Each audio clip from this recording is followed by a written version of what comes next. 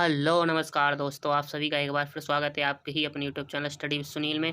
आज हम आपके लिए लेकर आए हिस्ट्री के इंपॉर्टेंट क्वेश्चन जो कि सभी एग्जाम के लिए हेल्पफुल और इम्पोर्टेंट होंगे। तो आज की क्लास में हम करने वाले हैं 50 इंपॉर्टेंट हिस्ट्री के क्वेश्चन। तो आइए आज की क्लास को हम स्टार्ट करते हैं। पहला क्वेश्चन है हमारा 10वीं शताब्दी के किस भाष्यकार के भाष्य को सर्वाधिक स्वीकृति मिली थी। तो क्वेश्चन क्या हमारा, जब 10वीं शताब्दी के कौन से भाष्यकार है जिसकी भाषा को सर्वाधिक स्वीकृति मिली थी। तो इसका सही आंसर क्या होने वाला है, इसका सही आंसर हो जाएगा ऑप्शन नंबर डी। इसका सही आंसर हो जाएगा मेघातिथि को। नेक्स्ट क्वेश्चन की ओर चलेंगे।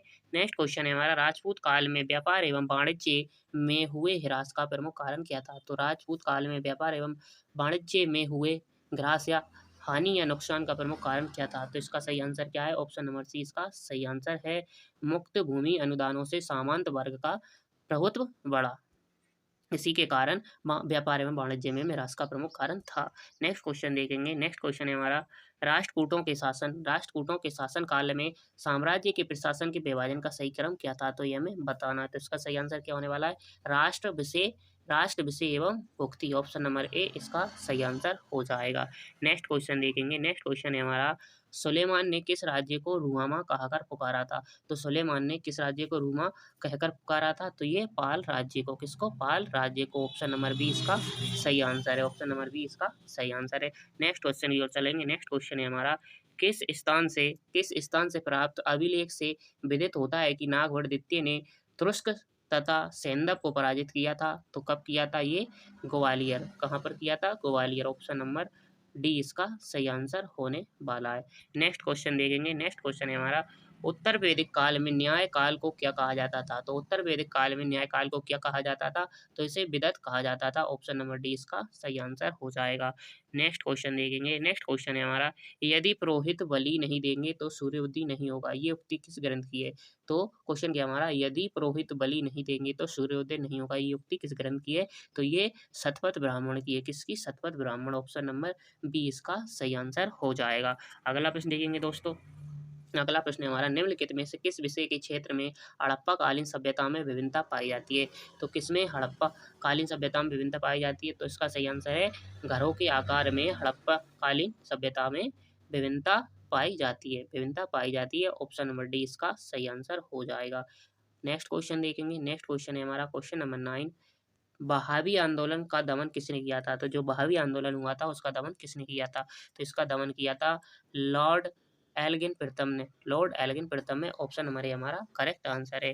नेक्स्ट क्वेश्चन देखेंगे, 10 राग युद्ध का संबंध निम्नलिखित में से किससे है। तो 10 राग युद्ध का संबंध निम्नलिखित में से किससे है। तो ये सुदास से है। किससे है, सुदास से। ऑप्शन नंबर सी इसका सही आंसर है। नेक्स्ट क्वेश्चन देखेंगे दोस्तों। नेक्स्ट क्वेश्चन है हमारा, हड़प्पा संस्कृति के स्थलों का सर्वाधिक संकेंद्रण निम्नलिखित में से किसके किनारे पर प्राप्त हुआ है। तो हड़प्पा संस्कृति की जो स्थलों का सर्वाधिक संकेंद्रण है वो निम्नलिखित में से किसके किनारे प्राप्त हुआ है। तो ये घग्गर हाकरा, कहाँ पर, ये घग्गर हाकरा के किनारों पर प्राप्त हुआ है। नेक्स्ट क्वेश्चन देखेंगे। नेक्स्ट क्वेश्चन है हमारा, नेक्स्ट क्वेश्चन क्या है, अशोक तथा मौर्य साम्राज्य के पतन का निम्नलिखित में से किसकी रचना है। तो जो अशोक तथा मौर्य साम्राज्य का पतन है वो निम्नलिखित में से किसकी रचना है, ये हमें बताना है। तो इसका सही आंसर क्या है, ऑप्शन नंबर ए इसका सही आंसर है। रोमेला थापर इसका सही आंसर है। नेक्स्ट क्वेश्चन देखेंगे। नेक्स्ट क्वेश्चन है हमारा, 1972 ईस्वी में किस शासक ने राष्ट्रकूटों की राजधानी मान्यखेत पर आक्रमण कर तहस नहस कर डाला था। तो किसने कर डाला था 972 में राष्ट्रकूटों की राजधानी मान्यखेत पर आक्रमण करके। तो ये परमार शासक सियाक। ऑप्शन नंबर सी इसका सही आंसर है। नेक्स्ट क्वेश्चन देखेंगे। नेक्स्ट क्वेश्चन है हमारा दोस्तों, निम्नलिखित में से किस स्थान पर सेब शिक्षा केंद्र नहीं था। तो निम्नलिखित में से किस स्थान पर सेब शिक्षा केंद्र नहीं था। तो ये माउंट आबू पर नहीं था। ऑप्शन नंबर डी इसका सही आंसर है, माउंट आबू पर नहीं था।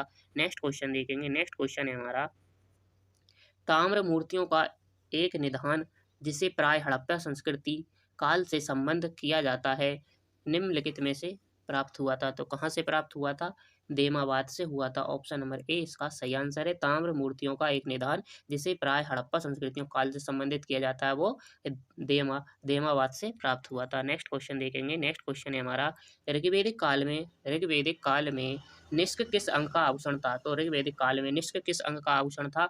तो ये गले का था। ऑप्शन नंबर इसका क्या है? ए इसका सही है। Option number A is the correct answer. Next question देखेंगे। नेक्स्ट क्वेश्चन है हमारा सुमेरिया के सूसा नगर से प्राय 30 मोहरों का जिस सिंधु नगर से संबंध है वह कौन सा है, ये हमें बताना है। तो ये लोथल है। ऑप्शन नंबर बी इसका करेक्ट आंसर है। नेक्स्ट क्वेश्चन देखेंगे। नेक्स्ट क्वेश्चन है हमारा अशोक के किस अभिलेख में ये उल्लेख है कि उसे लुम्बिनी गांव के धार्मिक कर माफ कर दिए और मालगुजारी के रूप में 8वां हिस्सा तय किया? तो ये किस में उल्लेखित है? तो ये रुम्मी देई में। ऑप्शन नंबर बी इसका सही आंसर है, रुम्मी देई में है। नेक्स्ट क्वेश्चन देखेंगे। नेक्स्ट क्वेश्चन हमारा निम्न में से निम्न में से किस वैज्ञानिक को वर्ष 1917 में नाइट की उपाधि प्रदान की गई थी? तो ये जगदीश चंद्र बोस को नाइट की उपाधि प्राप्त की गई थी 1917 में। नेक्स्ट क्वेश्चन देखेंगे। नेक्स्ट क्वेश्चन है हमारा बक्सर का युद्ध कब लड़ा गया था? इंपॉर्टेंट क्वेश्चन है ये, युद्ध से क्वेश्चन पूछे जाते हैं। तो बक्सर का युद्ध कब लड़ा था? ये लड़ा गया था 22 अक्टूबर 1764 को। ऑप्शन नंबर ए इसका एकदम सही आंसर हो जाएगा। नेक्स्ट क्वेश्चन देखेंगे। नेक्स्ट क्वेश्चन है हमारा सिंधु घाटी के लोगों को संभवतः निम्नलिखित में से किससे प्रसाधन और श्रृंगार सामग्री की जानकारी नहीं थी? प्रसाधन और श्रृंगार सामग्री की जानकारी नहीं थी। तो केसरंग रोगन से। तो ऑप्शन नंबर डी इसका सही आंसर है, केसरंग रोगन से, जिसे खिजाब बोलते हैं। नेक्स्ट क्वेश्चन है हमारा निम्न में से किस उपनिषद में मृत्यु संबंधी चर्चा की गई है? तो किस उपनिषद में मृत्यु संबंधी चर्चा की गई है? तो ये कठोपनिषद में की गई है। ऑप्शन नंबर बी इसका सही आंसर है, कठोपनिषद में की गई है। नेक्स्ट क्वेश्चन देखेंगे। नेक्स्ट क्वेश्चन है हमारा जगत ईश और ईश्वर ही हमारी आत्मा है, इस विचारधारा को निम्नलिखित में से किस ग्रंथ में प्रतिपादित किया गया? तो इसे ब्रह्म सूत्र में किया गया। ब्रह्म सूत्र में क्या है? ऑप्शन नंबर बी इसका सही आंसर होने वाला है, ब्रह्म सूत्र इसका सही आंसर हो जाएगा। नेक्स्ट क्वेश्चन देखेंगे। नेक्स्ट क्वेश्चन है हमारा उत्तर वैदिक काल में कौन सा कराधान से संबंधित विचार था? तो उत्तर वैदिक काल में कौन सा कराधान से संबंधित विचार सत्य था? तो ये था केवल वेश्यों पर कर का भार था, केवल वेश्यों पर कर का बाहर था। ऑप्शन नंबर 20 का सही आंसर हो जाएगा। नेक्स्ट क्वेश्चन देखेंगे। नेक्स्ट क्वेश्चन है हमारा पूर्व वैदिक काल में राजा पर किसका नियंत्रण रहता था? तो जो पूर्व वैदिक काल था उसमें राजा पर किसका नियंत्रण रहता था, ये हमें बताना है। तो इसका सही आंसर क्या हो जाएगा? इसका सही आंसर हो जाएगा ऑप्शन नंबर सी इसका सही आंसर हो जाएगा, सभा और समिति का राजा का नियंत्रण रहता था। नेक्स्ट क्वेश्चन देखेंगे। नेक्स्ट क्वेश्चन है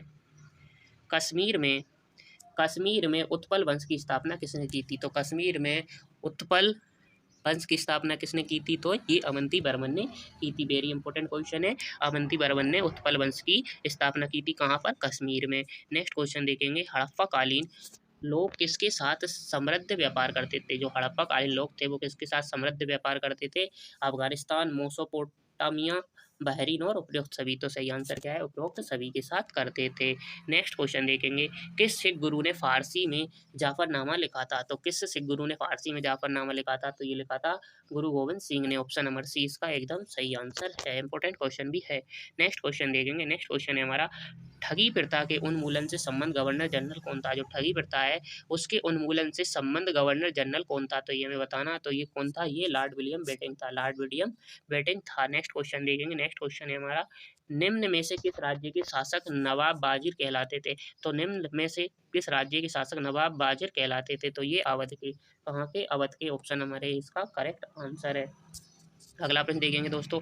अगला प्रश्न है हमारा निम्नलिखित में से कौन आर्यन पेशवा के नाम से मशहूर थे? तो निम्नलिखित में से कौन आर्यन पेशवा के नाम से मशहूर थे? तो ये थे राजा महेंद्र प्रताप। कौन थे? Raja Mahendra Pratap. Option number C इसका सही आंसर होने वाला है। नेक्स्ट क्वेश्चन है हमारा कविराज मार्ग नामक ग्रंथ की रचना करने वाले शासक किस वंश का था? जो कविराज मार्ग नामक ग्रंथ है उसकी रचना करने वाला शासक किस वंश का था? तो ये राष्ट्रकूट वंश का था। Option number is the correct answer. Next question की ओर चलेंगे। नेक्स्ट क्वेश्चन है हमारा पूना पैकेट निम्नलिखित में से किससे संबंधित है? जो पूना पैकेट है वो किससे संबंधित है? तो ये दलित वर्ग से। कहाँ से? दलित वर्ग से। ऑप्शन नंबर ए इसका करेक्ट आंसर हो जाएगा।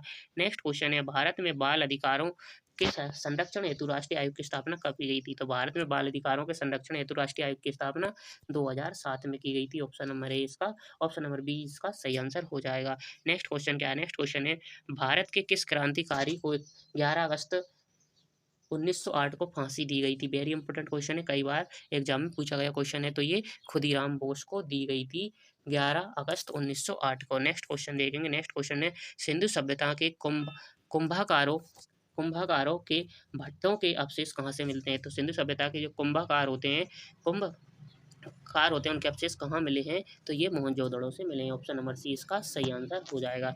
नेक्स्ट क्वेश्चन देखेंगे, निम्नलिखित में से कौन सा आधुनिक देवनागरी लिपि का प्राचीन रूप है? तो निम्नलिखित में से कौन सा आधुनिक देवनागरी लिपि का प्राचीन है? तो ये पाली है। वेरी इंपॉर्टेंट क्वेश्चन है, कई बार एग्जाम में पूछा गया और पूछा भी जा सकता है। वेरी इंपॉर्टेंट क्वेश्चन है। नेक्स्ट क्वेश्चन है हमारा, सिंधु घाटी के लोगों द्वारा सबसे अधिक प्रयुक्त की जाने वाली धातु कौन सी थी? तो सिंधु घाटी के जो लोग हैं वो सबसे अधिक किस धातु का उपयोग करते थे? तो ये इसका सही आंसर हो जाएगा कांस्य, यानी कांस्य। ऑप्शन नंबर बी इसका सही आंसर हो जाएगा। ऑप्शन नंबर बी इसका सही आंसर हो जाएगा, कांस्य का सबसे अधिक प्रयोग करते थे। नेक्स्ट क्वेश्चन है हमारा, मालवा गुजरात एवं महाराष्ट्र किस शासक ने पहली बार जीते थे? तो मालवा गुजरात एवं महाराष्ट्र किस शासक ने पहली बार जीते थे? तो ये चंद्रगुप्त मौर्य ने जीते थे। किसने जीते थे? चंद्रगुप्त मौर्य ने। ऑप्शन नंबर डी इसका करेक्ट आंसर है। नेक्स्ट क्वेश्चन की ओर चलेंगे। नेक्स्ट क्वेश्चन है हमारा, तमिलों के सबसे प्राचीन देवता कौन थे? तो तमिलों के सबसे प्राचीन देवता कौन है?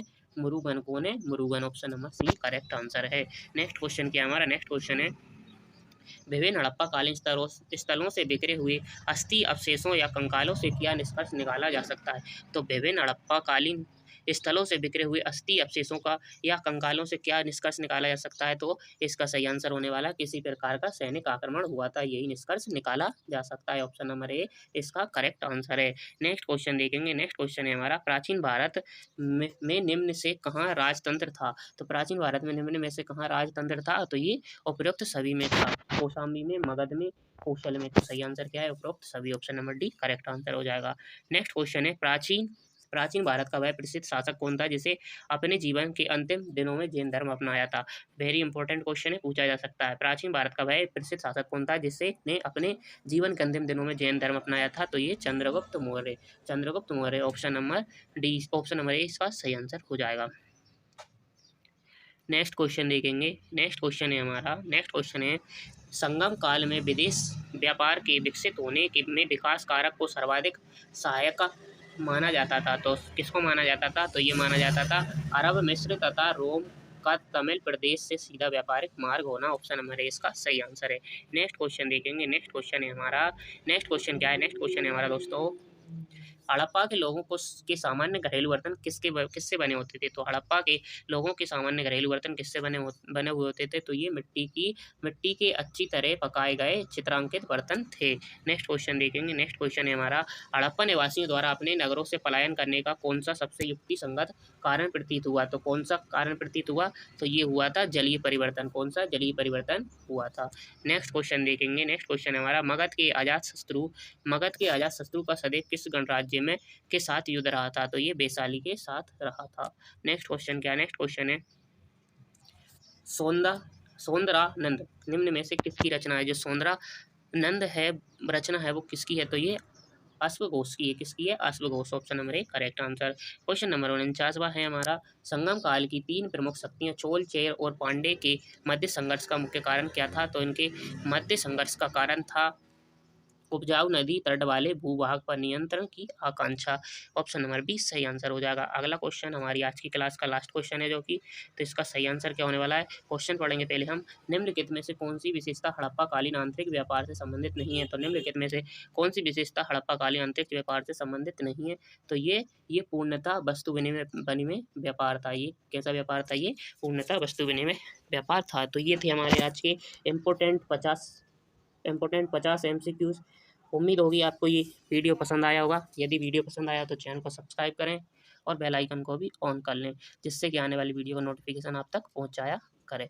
मिलते हैं नेक्स्ट वीडियो में, इसका सेकंड पार्ट लेकर आएंगे जिसमें भी हम 50 इंपॉर्टेंट क्वेश्चन करवाएंगे। तब तक के लिए धन्यवाद। Thanks for watching.